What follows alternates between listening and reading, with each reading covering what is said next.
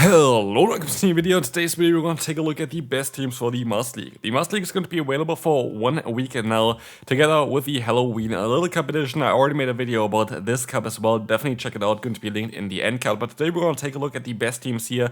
We're going to have 10 teams. No real reason to take a look at the meta. The meta didn't really shift, but we're going to have 10 top teams here and a lot of focus on no legendary teams. Why? Because we don't really have a great other league coming up as well right now, so I kind of want to give you some options for the people that don't pay a ton of money to the game to also compete in the Open Master League. And so hopefully you enjoy this type of stuff. If you do, feel free to leave a like and subscribe if you have not already. We're getting very, very close to the 80,000 subscribers.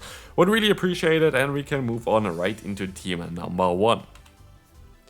We're going to have a standard legendary team here in the beginning. This is the number 1 team here from PvP currently. We're going to have the Evelta, the Landers, as well as the Xerneas. I'm definitely going to take a look at this team for sure as well for this week. This team looks very, very fun. There's one big weakness for this team, which is going to be the lead of Prima Arena against it. That can definitely be a bit of an issue, especially if Prima Arena is running Waterfall. I would imagine it's going to be a bit more annoying. But still, this team should work out quite well. It is the number 1 spot on PvP. And there are a lot of teams from PvP in here as well, which gives you a bit more of an, alternative option basically in terms of the views. I didn't have to just do all the teams on my own with it as well. So shout out to PvP for their teamness as well. But yeah, again, there are a lot of teams that I built myself as well in here. So let's take a look at team number 2.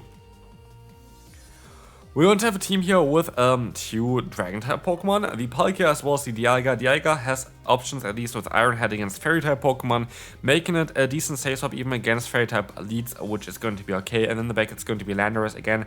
As said already in the beginning, basically, when I did my first Master League video towards the new season, I feel like Landorus did not actually really receive a big nerf with Mudshot, because a lot of matchups are now going to be better for you, even with the less energy but higher damage range from Mudshot. That's going to allow you to farm down a Pokemon like Dialga or even the Crossma Duskbane a little bit easier, and so I don't really think it's a big nerf. And otherwise, the team looks like a lot of fun, looks like really, really good. So if you have a legendary Pokemon, that's definitely a team you should try out. And we're going to move on to the next overpowered team that we have here as well. We're going to have basically a Dragon type in the lead. We're going to have 2 answers against Steel type Pokemon or Fairy type Pokemon in the back, with either the Ho-Oh or the Duskmane or the Rhyperior. And again, of course, it's going to work out really, really well here, as this is going to be kind of those meta teams that you really want to run. But fear not, we're going to have quite a lot of no legendary teams still coming up in this video, which is going to allow you to also compete in those battles here without having to spend a ton of money. One of them going to be the following. We're going to have here one that is going to have Prima Arena, Rhyperior, as well as Golden Go. Golden Go got a huge buff this season as well, with having access to Astonish. Astonish got a huge buff, and so it does definitely way more damage. Having very great matchups against a lot of the current top meta Pokemon like the Necrozmas as well, which is really, really cool for you. I played myself as well already on my channel, so definitely check out that video. It was a lot of fun to play this one. And yeah, we're going to have a team here with a Prima Arena in the lead. You could even argue of going for the Waterfall variant if you are, like, if you want to have a little bit of a better answer against Landorus. That would make a lot of sense as well here. But anyways, this team definitely looks like a lot of fun, and it definitely can compete in the current meta against also all of those legendary Pokemon. Especially Rhyperior is kind of the one Pokemon that you really want to build if you don't have any XL candy for the legendaries, because this Pokemon is so overpowered and kind of is like in the top tier list right now for the Open Master League. So for sure, something that you should build if you can. Next one is going to be a team that I think I played myself as well already this season. I think I did. And we're going to have the Machamp in the lead. We're going to have the Save-Swap of the Dialga, and we're going to have the Ho-Oh or the Necrozma in the back. What it's going to allow you here is Machamp is going to be very good against a lot of the current meta Pokemon, which is kind of interesting. Against Evelta, you're going to be able to win. Against Ho-Oh, you're going to be able to win.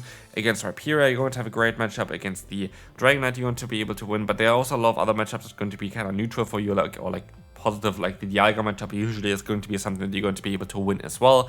You're going to have Dialga again as a Save-Swap that can also deal with Fairy type Pokemon, and then we're going to have in the back a Pokemon that's really good for Fairy types, like either the Ho-Oh or the Necrozma Duskmane form, which are going to be acting as like those anti-Fairy type Pokemon. And so this team worked out super well for me. I went 10-4 with this team here as well. Last time Master League was available, and I would recommend you to try it out. Maybe I'm even going to take a look at it again as well. But this team definitely looks like a lot of fun and really worked out well for me as well. Next team, we're going to have another non-legendary team, but this time around a very toxic one. We're going to have Rhyperior, Primarina, as well as the Florges. You can use Primarina again, also with a Waterfall, would make a lot of sense. But you're going to have Florges in the back here, which is a Pokemon I have not built yet, but I really would like to build. I just don't have a good one.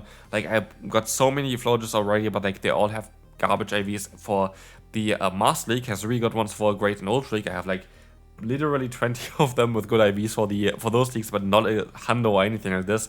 So if you can build a Florges, I would really recommend it to you. It is very, very strong. It's one of the, it's most probably the second best non-legendary Pokemon right now is Florges. I would recommend you to build this Pokemon if you can. But yeah, this is going to be a very solid team again here. Primarina going to have a lot of play. Florges has a lot of play, and Rhyperior is one of the best Pokemon you can currently run. Team number 7, we're going to have a team here with the Ho-Oh or the Necrozma in the lead, the Sazop of the Dialga, and in the back we're going to have another Dragon type. This is going to be a kind of standard lineup that we had already since the beginning of literally the Master League. Since the beginning you were able to kind of play this kind of team.